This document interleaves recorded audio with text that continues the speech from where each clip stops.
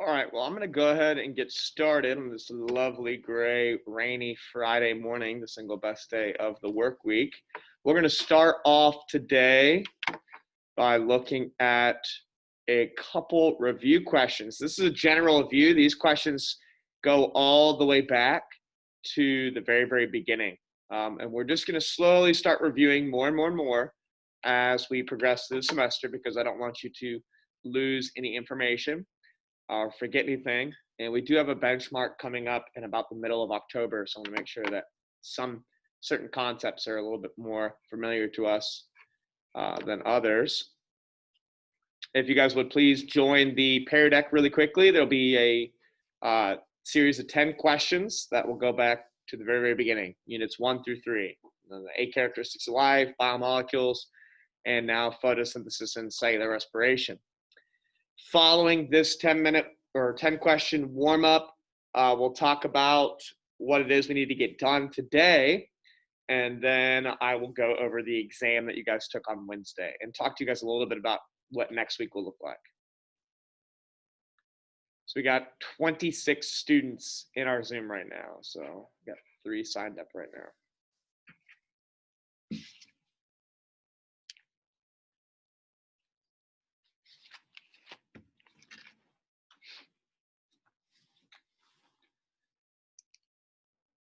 And if for whatever reason, due to tech issues or Wi-Fi issues, if you're having trouble joining the Pear Deck, you can simply answer your questions in a private chat via the Zoom, or you can simply type them in a document and then email that to me. Again, these are just participation.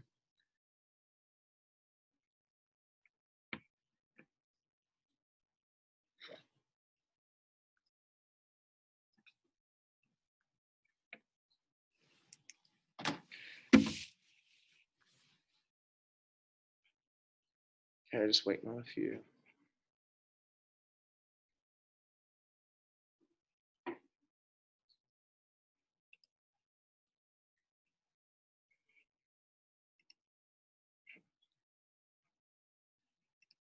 All right, let's go ahead. And here are your 10 general review questions. I don't need complete sentences. Don't worry about spelling.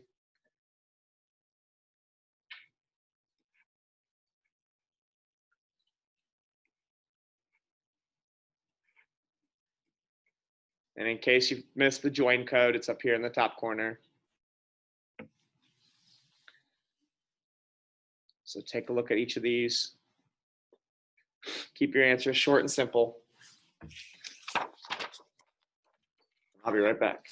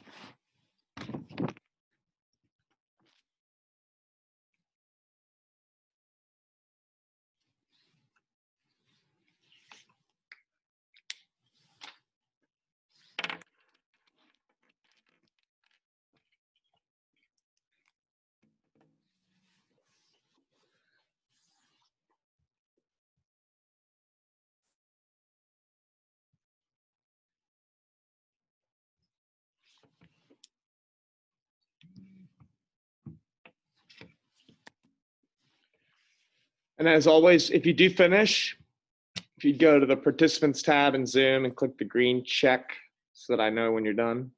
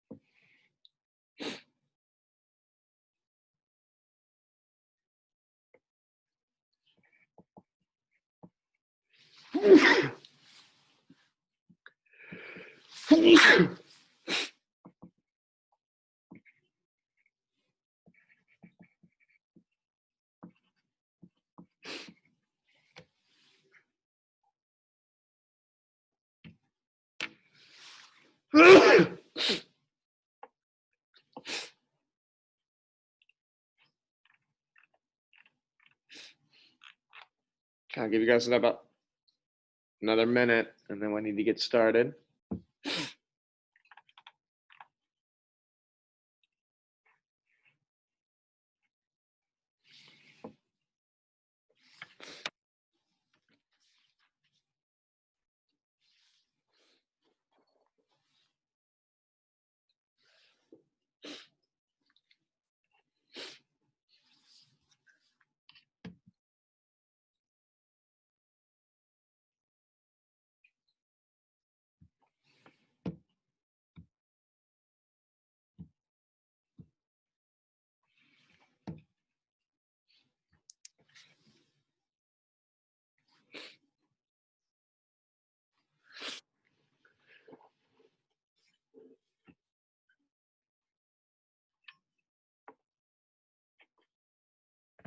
All right, so if you're not done, that's fine. Just kind of follow along as we're going over these. And if there were any of these questions you did not know, please try to type in the answer as I go over them.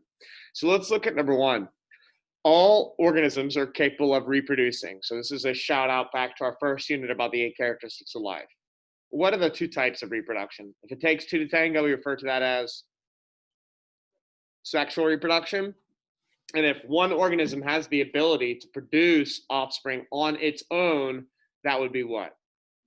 Asexual. Okay. We'll talk more about those 2 forms of reproduction later on when we get to organism biology, because they're significantly different, and the products that they produce are quite unusual when comparing the 2. Organisms can be multicellular or unicellular. Okay, uni meaning one. Good examples of unicellular organisms would be bacteria, right? And so they can exist as a colony living together, but each individual cell would be an individual bacterium. And then yeast would be a unicellular fungus that we use to make beer and bread through alcoholic fermentation. Number 3, all organisms have a set range of tolerance for temperature and pH, right? That they would consider comfortable, and they try to actively maintain this range. All organisms need to maintain blank.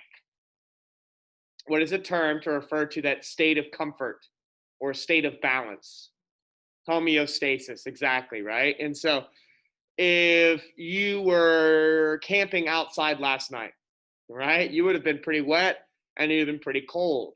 So what would your body have done to try to preserve that range of tolerance for temperature? What would your body have done to try to stay warm? You would have had to shiver, right? You'd have been shaking and shivering, and that generates heat, right? To again try to maintain that balance, that homeostatic preferred temperature. Number 4, what is the subunit or building block for a carbohydrate? The smallest or simplest piece of a carbohydrate would be what? A monosaccharide, right? So it's a single sugar that we can use to make larger sugars. 2 monosaccharides linked together make a disaccharide. And if we have many monosaccharides, we have a polysaccharide.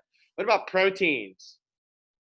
Amino acids, right? And so if you're an athlete, you might go to GNC and you might purchase a container or a supplement of amino acids, right? Being the subunits or building blocks for the proteins that you hope to build in your skeletal muscles. Now, what about nucleic acids? Molecules like DNA, RNA, and ATP, they're all nucleic acids. And so what would be their basic subunit or building block? A nucleotide, okay? And remember, a nucleotide has that little sugar with the phosphate group attached to it and the nitrogen base. Number 5, what are glycogen, starch, and cellulose? First, let's do a very basic classification for them. Are they carbs, lipids, proteins, and nucleic acids? They're carbohydrates. Okay, what kind of carbohydrate? Mono, di, or poly? Polysaccharide, right? They're really big carbohydrates, okay? Now, what are their functions? Where would we find glycogen? It's why we can do what? It's why we can go to the gym. Glycogen, go to the gym, right? It's a polysaccharide that you find in human and animal muscles and livers for short-term energy. What about starch? Where are we going to find starch, and what is it going to be used for? What are some starchy foods? Potatoes, good. Okay, so plants use starch for short-term energy storage. And what about cellulose? It's in celery. It's really, really crunchy. We can't digest it. So what was the plant doing with it? What do we call the outside of a plant cell? We haven't really gotten to deep discussion about it yet, but you probably learned about it in middle school. All cells have a cell membrane, but plant cells have an extra layer on the outside known as the cell wall. So cellulose would be a structural carbohydrate. What about glycerol and fatty acids? What would your body use glycerol and fatty acids to synthesize? What does fatty acid sound like? What group of biomolecules do the fats belong to? Lipids, right? And so glycerol And the fatty acids are the building blocks for lipids, right? So our bodies can make things like triglyceride, which would be like body fat. You could also make phospholipids. You could also make testosterone, estrogen, cholesterol, all different kinds of lipids. Now, what is the function of the phospholipid? Does anyone remember where we would find these phospholipids? Yeah, it's in the membranes, right? So cell membranes, any membrane in the cell is going to be made of phospholipids, whether we're talking about the cell membrane or the thylakoid membrane or the inner mitochondrial membrane, they're all going to be made of phospholipids. Now, can anyone tell me why the enzyme lactase can only break down the milk sugar lactose? When I initially was talking about enzymes, and if you've watched the video, I refer to it as the lock and key model, right? Because my lock will only work with my key. Why? Why will this key work for this Volkswagen, but not my truck? Yeah, it has a certain shape, right? And so if I were to take one of my keys, and if I were to change the shape, right? If I took a file and filed off these teeth, would it work anymore? No, because I've changed the shape, right? And so lactase has a certain shape, right? The structure of that protein looks a certain way, and so it can bind with lactose. If I were to change the shape of that enzyme, it wouldn't bind. And what do we call that? That permanent alteration or change of an enzyme's shape? Yeah, denatured, right? And so if your lactase enzymes became denatured, you would not be able to break down that milk sugar. And so enzymes are what we refer to as substrate specific. Okay, if you are lactose intolerant, you probably don't make lactase at all in your body. Okay, and so it doesn't matter how many other enzymes you have. Without lactase, no lactose is going to be catabolized. And that's why it ends up in your lower intestine, and the bacteria get a hold of it. And that's why you have all that discomfort and bloating and gas and diarrhea from eating dairy, because the bacteria get a hold of it in your lower intestines. If a patient had a rare mitochondrial disease, the ability to perform what might be lost or compromised? Yes. What kind of cellular respiration specifically? What happens in the mighty mitochondria? What kind of respiration? There's two types, aerobic and anaerobic. Aerobic. And so if you were that patient, or if you were that patient's doctor, what signs and symptoms might you notice about someone with a mitochondrial disease? Okay, there's not enough oxygen being delivered maybe, but how might that person feel? Yeah, weak, right? Because again, the mitochondria uses aerobic respiration to produce lots of ATP, lots of energy. And so if that's not working properly, your patient's going to be very tired and very weak because they're relying too heavily on anaerobic respiration, okay? And we'll talk about mitochondrial diseases when we get to our unit on genetics. What group or class of biomolecules is associated with long-term energy storage? Lipids. Lipids long-term. Believe it or not, people on average, starting at the fall equinox, increase to about 200 extra calories consumed per day. All of us. Right around the fall equinox, our bodies start to switch, and our cravings and our desire for more calories increases. Because historically speaking, winter meant there was less food available, right? And so putting on that extra fat was a survival behavior, right? The person who ate more in the late summer and fall gained more weight and was more likely to survive periods of starvation, perhaps. You know, somebody with my body type, am I going to last very long? No, I would probably actually succumb to starvation within a couple days, right? Having such a little percentage of body fat, my body would easily metabolize it. Then it would turn to my visceral organ fat. Then it would start to metabolize my muscles, and I'd be too weak to stand and eventually too weak to breathe, right? And once you start to break down muscles, it's a lot of nasty metabolic byproducts as well. So lipids are long-term energy stores, which is why the bear would get fat before hibernation. Okay, and so here in just a minute, I'm going to go ahead and go over the exam. So I need you, my friend, to take your computer, go ahead and sign out of the Zoom. And then you can take that little rolly desk and you can place it just outside my door. Okay. And so everyone else that's here with us today, let's go ahead and take a look at our exam.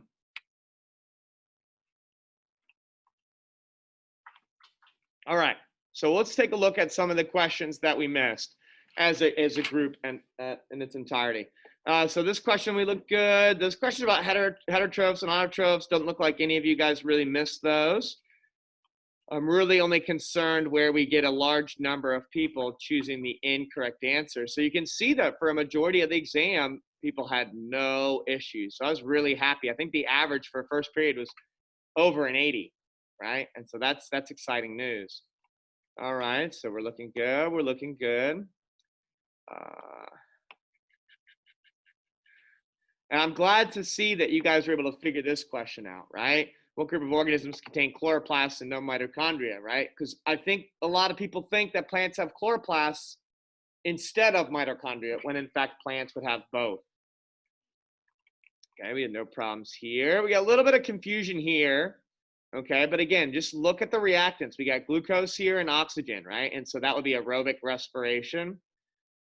And then here, you know, I tried to make it kind of obvious here with the ethanol, right, and carbon dioxide. So that would be some form of anaerobic respiration. Same here with lactic acid fermentation.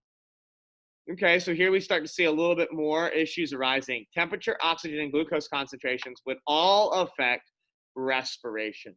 Okay. Now, why is it not photosynthesis? Well, because photosynthesis produces oxygen and glucose. They're not reactants. Dehydration synthesis is just the kind of reaction that our cells use to produce larger molecules, right? So it'd be anabolic.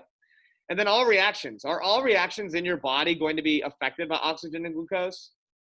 No, right? There are going to be plenty of reactions that occur without oxygen. They don't need it. They don't even need glucose, okay? Now, temperature, right? It can affect all reactions, right? Whether they're happening inside of our bodies or outside of our bodies. Temperature is like a universal catalyst. If you want to speed something up or slow something down, change the temperature. Here we got some issues. And I was kind of sad to see so many of these issues, considering this was the question exactly word for word, answer for answer from y'all's quiz that we did go over this question before. Water molecules are split during photolysis, during the light-dependent reaction, supplying the chlorophyll embedded in photosystem 2 with what?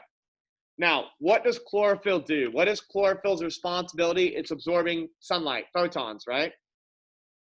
Uh-oh, internet's unstable. The chlorophyll absorbs photons and it excites the electron. The electron breaks off and then zips across and eventually ends up on NADPH. And so how are we going to replace that electron? Well, water is broken down and the electron is robbed from water to the photosystem. The photosystem doesn't hang on to anything else. It doesn't hang on to the hydrogen. It doesn't hang on to the oxygen. In fact, the oxygen is released as a waste product. The plant doesn't want it. So once water is broken, the oxygen is released. The hydrogen ions are not released, but they're not used by the photosystem, right? They end up just kind of floating around in the thylakoid lumen before being pumped across the membrane and then eventually used for ATP synthase. So the correct answer here is electrons. Okay, where do the light independent reactions happen? Okay, so there's no need for light for this. It's the second part of the reaction, and that occurs in the stroma, right? That sugary solution that floats around in inside of the chloroplast. Where do the light dependent reactions? They depend on light, so they're going to need the chlorophyll, and the chlorophyll is going to be embedded in the thylakoid membrane. Looks like we had a couple people making some mistakes here. That's okay. Where does the citric acid cycle take place? Well, the glycolysis takes place in the cytoplasm. The citric acid cycle takes place in the matrix, and the electron transport chain, that final stage where a lot of ATP is made, occurs in the inner mitochondrial membrane. Okay, this question again showed up in previous, actually in both the cellular respiration and the photosynthesis quiz. This is the third time that you guys have seen this question. If we're using a flow of hydrogen ions, right, we're going to be synthesizing ATP, synthesizing adenosine triphosphate, and that would be ATP synthase. Pyruvic acid is converted to acetyl-CoA before what stage of aerobic respiration? So glycolysis produces, right, pyruvic acid. And so what follows glycolysis? The citric acid cycle, right? And so right before the citric acid cycle occurs, the pyruvic acid is modified into acetyl-CoA, which is where we produce our first molecule, carbon dioxide. Acetyl-CoA is that 2-carbon molecule that gets bound to that 4-carbon oxaloacetic acid to become that 6-carbon citric acid that's then broken down to release ATP and to produce NADH and FADH2. Now, what is the purpose of these two molecules? NADH, FADH2, and even if we look back to photosynthesis, NADPH, they're all electron carriers. That is their main responsibility, is to carry and to transport electrons from one reaction and over into another, okay? So the best answer there is electron carrier. And I accidentally put that question in twice, but it looks like that benefited most of you guys. Here we got another question, okay? And this one's kind of tricky. A plant is sealed in a biochamber while carbon dioxide and oxygen concentrations are measured.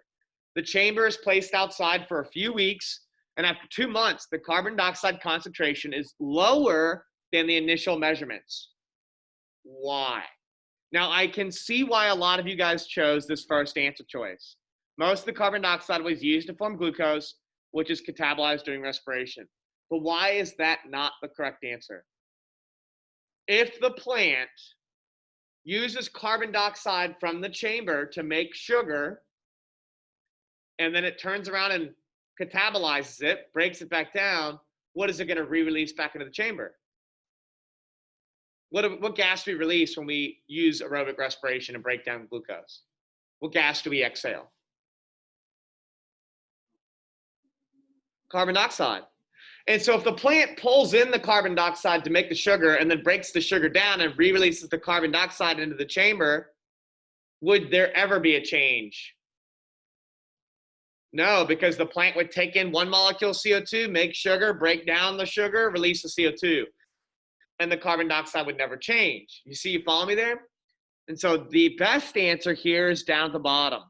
Some of the carbon was used to form the polysaccharide cellulose, which is not going to be broken down.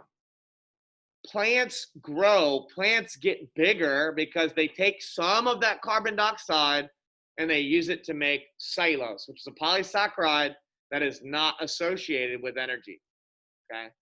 That's why this is the correct answer down here.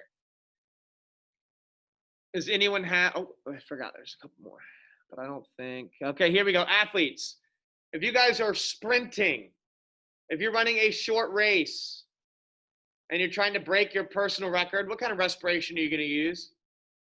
You're running as fast as you can for as long as you can. It's going to hurt, isn't it? That's going to be lactic acid fermentation. Might this athlete initially use aerobic respiration? Yes, but if you've ever sprinted around a track or if you've ever sprinted a short race, you know that after about 3 seconds, you're out of breath and it's a miserable experience, right? And that's because of lactic acid fermentation. Now, what if we were running a marathon? What if you were running for 26.2 miles or you're running for 3 or 4 hours? What are you going to use, aerobic or anaerobic? Aerobic, because is anaerobic respiration going to provide you enough energy to run 26.2 miles? No way. Chlorophyll and other accessory pigments absorb photons, and what are they responsible for? Well, they got to excite the electrons, right? The chlorophyll and the carotenoids, their business is all about exciting electrons so they can end up on NADPH, and NADPH will then take those electrons and carry them over into the stroma for the light-independent reactions, or the fixation of carbon dioxide into glucose.